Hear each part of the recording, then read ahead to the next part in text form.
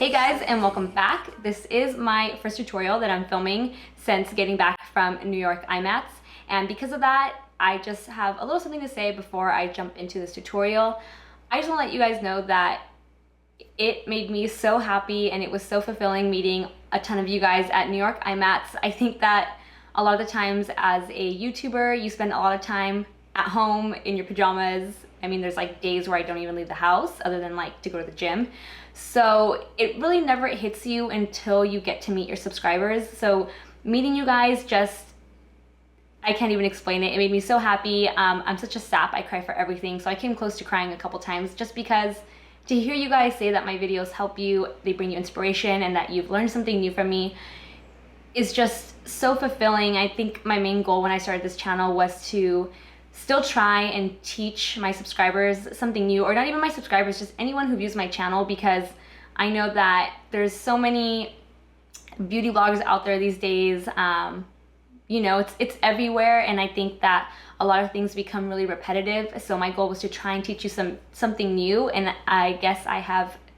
No, my camera overheated. Okay, I'm back now that my camera has cooled down a bit. But what I was trying to say is that my goal was to teach you guys something new in a market where things are becoming very repetitive, and hearing your guys' feedback, it looks like I have succeeded in showing you guys some new tips and tricks, and I hope I can continue to do that.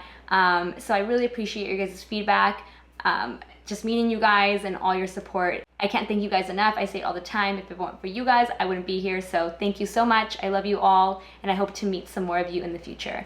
So now back to this tutorial. About a week ago, I created this look, and I asked you guys if you wanted to see a tutorial for this look or this other one that I had done, and everyone voted for this look. So it is a typical Melissa smoky eye. I couldn't help myself. I am going to be giving you guys a nude lip option if this vibrant purple lip scares you to do it with, you know, purple eyes and purple lip. I got you guys covered with a more neutral option. So if you guys are interested and want to see how I created this look, keep on watching. For the usual, I have already filled in my brows using the Anastasia Brow Powder Duo in chocolate. And because I've already filled in my eyebrows, I already have some foundation around the eye area. So I'm gonna go ahead and set that from the brow bone down to the crease, because I am gonna be using a purple cream shadow for my eyeshadow base on the lids. So I'm going in with a loose powder. This is the Maybelline Shine Free Loose Powder and a Sigma P88 Kabuki brush to just press that into the skin. This is going to help prevent creasing as well as help with the blending of the eyeshadows up towards the brow bone. So for an eyeshadow base for all the purple shadows I'm going to be using, I'm going to go in, like I mentioned, with a purple cream shadow. This is the Rimmel Scanaleyes in the shade Paranoid Purple. And I'm just going to apply that all over the lid, close to the lash line, and then blend it up towards the crease. And this is a 24-hour waterproof pencil, so it works really well as a base. So I like to do one side at a time so it doesn't set and then I can't blend the edges. So I'm gonna grab my IT Cosmetics number 5 brush. It's like kind of like a fluffy kabuki brush, and just blend out the edges into the crease.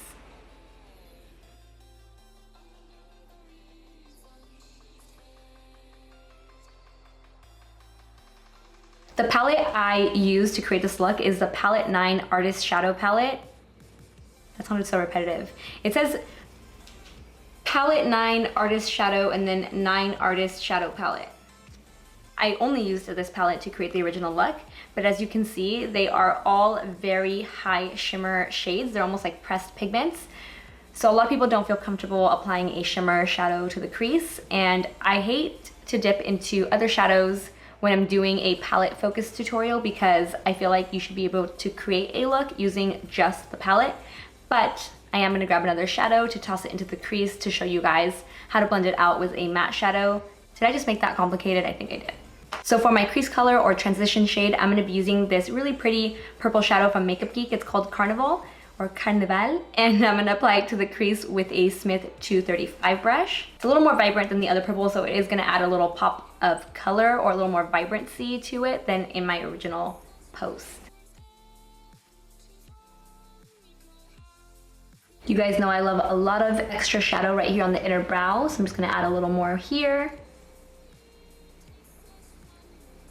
And now I can go in with the Makeup Forever palette. I'm gonna start with this really dark purple, and I'm gonna use a Luxie 235 brush to apply it to the inner and outer corners of the eye.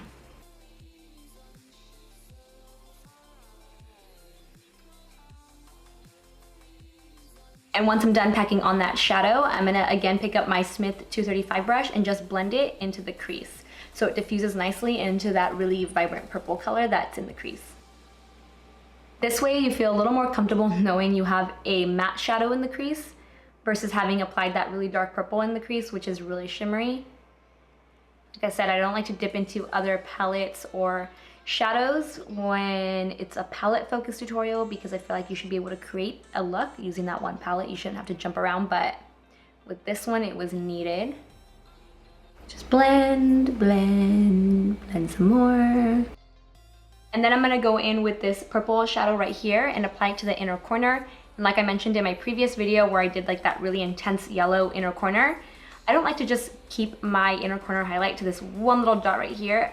I like to do like a giant C shape and really cover that whole area. And I'll again just pick up that same Smith 235 brush, the one that has the crease color and the transition color on it, and just kind of blend out this edge right here. Because you don't want to see that harsh line where the shimmery shadow ends, you want it to diffuse into the rest of the colors. Now for the glitter that's going to be going on the center of the lid, because right now you can see how it's a little bit lighter there, we have a spotlight eye going. You can either go with a brighter glitter that will make that spotlight really pop, or you can go with one that's a similar purple, which is what I did. I used Makeup Geek's Sparkler, which is a glitter in the shade Nebula, but another great option is Makeup Geek's Sparkler in the shade Zodiac. So the way I'm gonna apply this glitter is I'm gonna spray the brush twice. I'm gonna spray it before picking up the glitter and afterwards. And I'm spraying it with Makeup Forever's Mist and Fix. So the reason I'm spraying it twice is so that the first time it will actually pick up the glitter and the second time is more so that the glitter is wet and it sticks to the lid.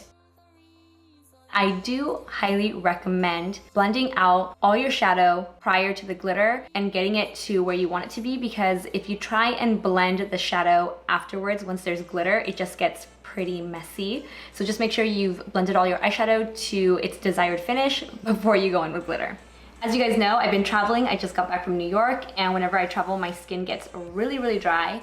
So because of that, I'm gonna be using my Natasha Denona Hydrating Underbase. You can use your fingers. I'm just being, again, difficult. And I'm gonna be using my Smith 115 brush to apply it to my skin.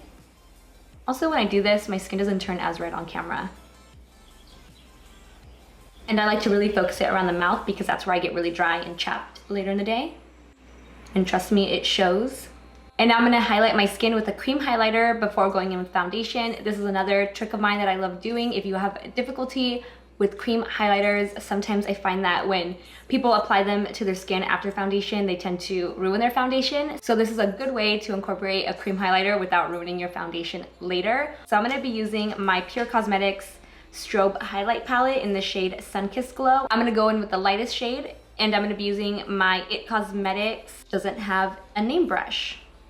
I'm just gonna use this guy. So I'm just applying this highlight like you would a powder highlight, so the high points of the face. And because I don't want to move the highlight from the areas where I placed it, I'm not going to be doing a buffing motion. Instead, I'm going to be using a beauty blender to just pat my foundation over it. I am going to be using the Tarte Water Foundation, which is really light. So with this foundation, I don't really recommend applying it directly to your beauty blender and then to your skin, because your beauty blender will absorb a majority of the foundation, but I'm going to do it anyway. Just for your guys' sake, if you spend the money on an expensive foundation, applying a foundation directly to your beauty blender will soak up a majority of the foundation. So just be aware of that. I still do it, but I do end up wasting product, so it hurts. It hurts a little bit.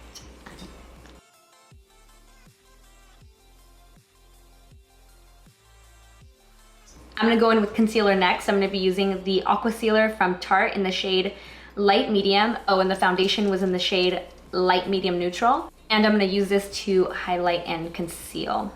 And whenever I apply this concealer on camera, I feel like it looks like a lot, but you honestly have to go to the store and try this because it feels like water, it looks like water, it doesn't feel heavy or look heavy at all.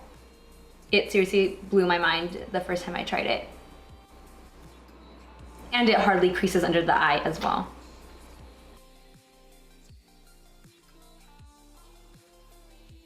And ever since my last video, I have become re-obsessed with my Becca Lowlight Sculpting Perfector to contour, and I never do a cream contour. But I just really like it in combination with my favorite new bronzer, which is the Glow Together bronzer from PUR. So I'm gonna be using that. But together it's like the perfect combo. So I'm gonna go ahead and contour just a tiny bit with this guy and a Dose of Colors flat contour brush.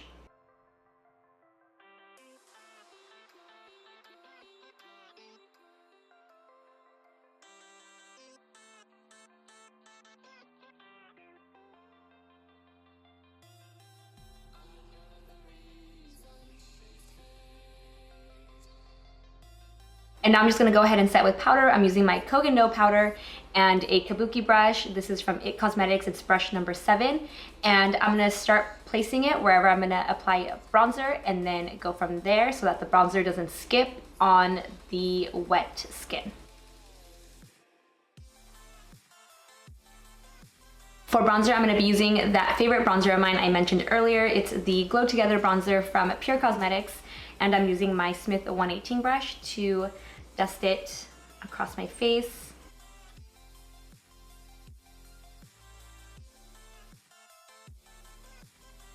And for blush, I'm gonna be using a pinch of this Wet n Wild Color Icon Ombre blush.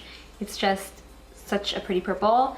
I don't wanna use too much though because I don't want it to be like purple, purple, purple. So I'm just gonna use a pinch of this and apply it to the apples of my cheeks and then sweep it back. And I'm using that same Smith 118 brush that I used for the bronzer.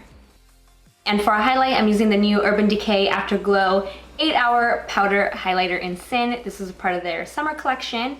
And again, if you don't like an intense highlight, you can leave it there because we already applied the cream highlight underneath the foundation, but I like to go in with a little more. So I'm just gonna apply this to the high points with a Zoeva 114 brush.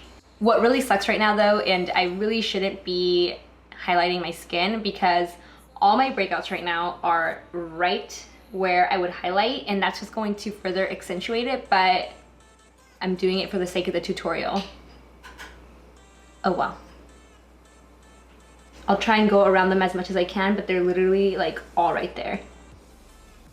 And this highlight is so intense. So I'm gonna give you guys a little tip on how to tone it down. This works for anything that might be too intense like bronzer, blush, highlight. I like to take the powder brush, the one I was using to set my face, and I'll just use that to kind of buff it away and blend it in with whatever leftover setting powder is on here. You can always pick up more setting powder as well, but I find that whatever is left over tends to work.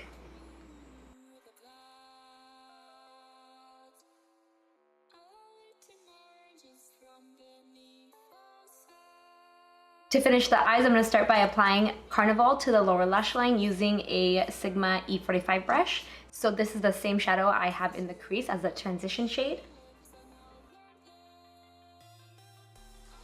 And then I'm going to use a small pencil brush. This is the Luxie 217 and apply that darker purple to the lower lash line, but really, really close to the lashes. And then I'll grab that first brush and just kind of blend these two out together.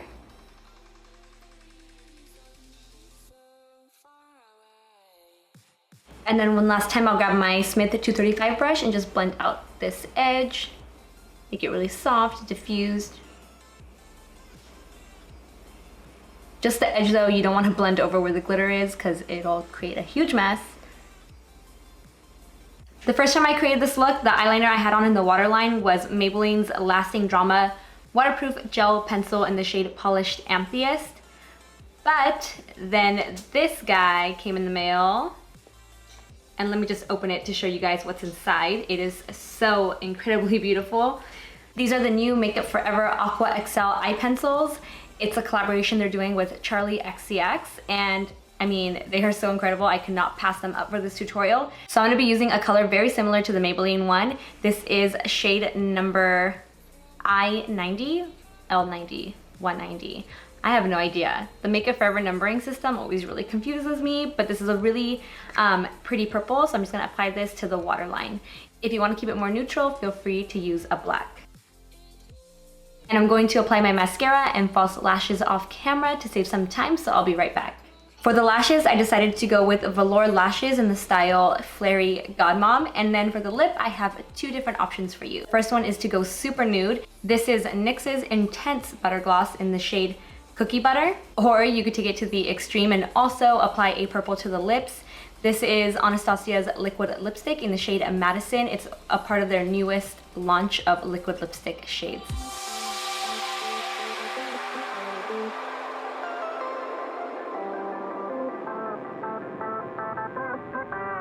Alright guys, that wraps up this tutorial. Let me know down below whether you would rock the nude lip or this really vibrant purple lip when creating this look. If you enjoyed this tutorial, thumbs up. Don't forget to subscribe, so I see you in the next one. Bye guys.